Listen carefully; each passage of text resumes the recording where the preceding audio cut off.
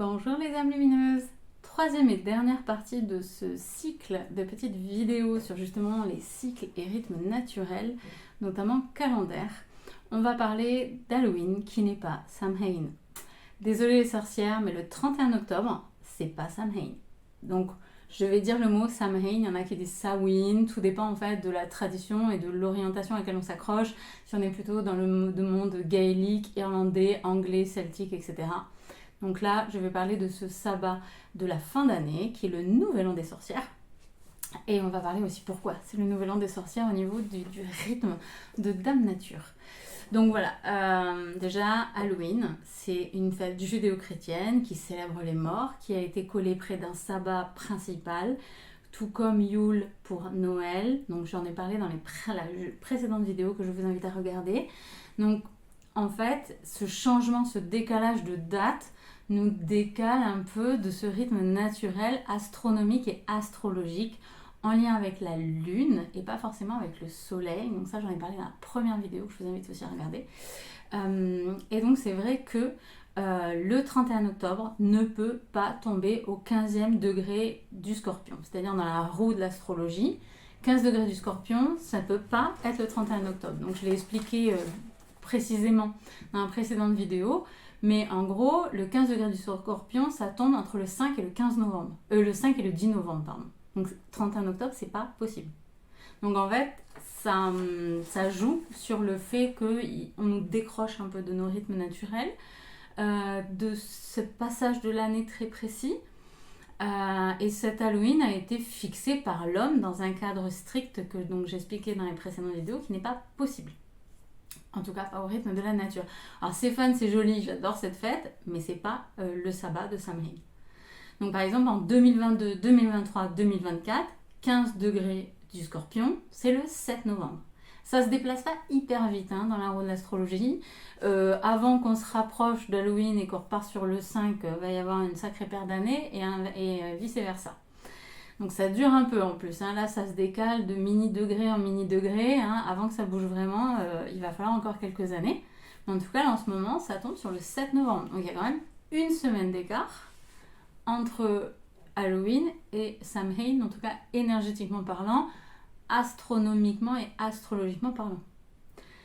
Donc les druides celtiques, nordiques, je vais synthétiser sur ces deux termes-là, qui sont à l'origine de cette célébration, se fixaient aux astres. Et c'est là qu'est l'énergie la plus forte en vrai.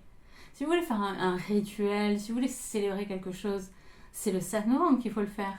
Pas avec cette fête qui a été créée par la religion judéo-chrétienne et très renforcée ces dernières dizaines d'années. D'ailleurs, dans notre pays, on ne faisait pas ça.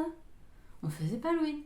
Donc en fait, si vous voulez, du coup, ça crée que vous perdez de cette énergie millénaire à laquelle vous pourriez tellement vous raccrocher si vous respectiez ce 7 décembre. Imaginez que durant des milliers d'années, les mêmes intentions, les mêmes rituels ont eu lieu en créant un immense égrégore positif, un vrai portail à passer, puis, à une échelle pas si longue, tout le monde se met le 31 octobre. Pouf! Enfin, du coup, on perd cet égrégore qui est autour du 7 novembre, donc au 15 degrés du Scorpion, et on se raccroche à un nouveau truc qu'en plus on ne contrôle pas du tout, parce que les gens, quand font d'Halloween, se faire peur, on crée la peur. La peur, c'est pas bon. Ce n'est pas une énergie avec une haute vibration. Donc déjà, il y a un problème en fait dans l'énoncé, c'est que on vous accroche à un égrégore où il y a de la peur déjà. Alors même si c'est rigolo, même si c'est se faire peur pour se faire rire, mais quand même, il y a de la peur. Donc en fait, on vous décroche déjà d'une énergie qui était immensément positive, d'un portail rituel extrêmement important. Donc je vous invite cette année, c'est pour ça que je fais ces vidéos un peu en avance, à célébrer, si vous faites des rituels pour Samhain, de faire le 31 octobre et le 7 novembre. Et vous verrez la différence d'intensité. Ça va être très intéressant pour vous d'aller l'expérimenter, de ne pas faire que entendre une version de quelqu'un, mais d'aller expérimenter aussi vous, avec vos pratiques. Et pourquoi c'est le nouvel an? Alors, ça tout le temps on me le demande, pourquoi c'est le nouvel an des sorcières et tout, machin, calendaire, 31 octobre et compagnie. En fait, en gros, on va reprendre le cycle de la terre-mère. Donc, prenons une plante, elle éclot au printemps. L'été, on a les potagers qui sont remplis. En septembre, nous récoltons les dernières récoltes, les figues, les raisins, les cucurbitacées, les derniers. Et après, c'est terminé. Après, soudain, les feuilles tombent et la terre s'endort. D'ailleurs, finalement, les feuilles deviennent oranges parce que l'arbre, comprenant qu'il doit s'endormir pour l'hiver, pour se recentrer sur lui-même, il va densifier sa sève et ça va créer des petits opercules contre les feuilles qui ne vont plus être alimentées parce qu'elles ne lui sont plus nécessaires. Et donc, les feuilles vont tomber, vont jaunir, passer dans toutes ces jolies couleurs et tomber. Ensuite, il va faire pareil avec les dernières branches, c'est pour ça qu'elles cassent, et il va se recentrer sur lui-même. Les arbres sont de grands enseignants. On devrait tous faire pareil, en fait. On est fait dans cette écologie planétaire pour fonctionner comme ça, nous aussi, à ce rythme-là.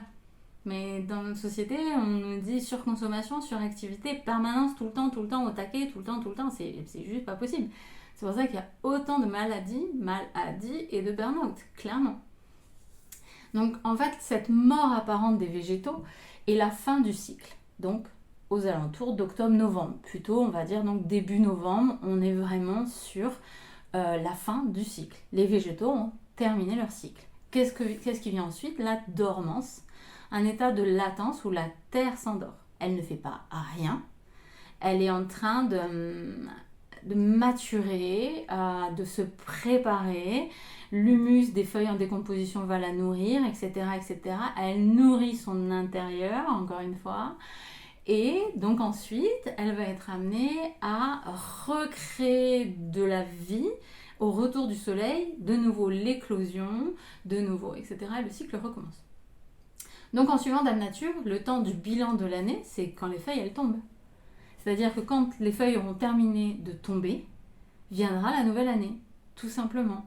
Donc il est vrai qu'il est bien plus facile de se caler astrologiquement, hein, donc astrologie, astronomie avant c'était ensemble, de se caler astrologiquement au 15 degrés du Scorpion, parce qu'en général, en tout cas dans l'hémisphère nord, les feuilles étaient toutes tombées et la terre est endormie.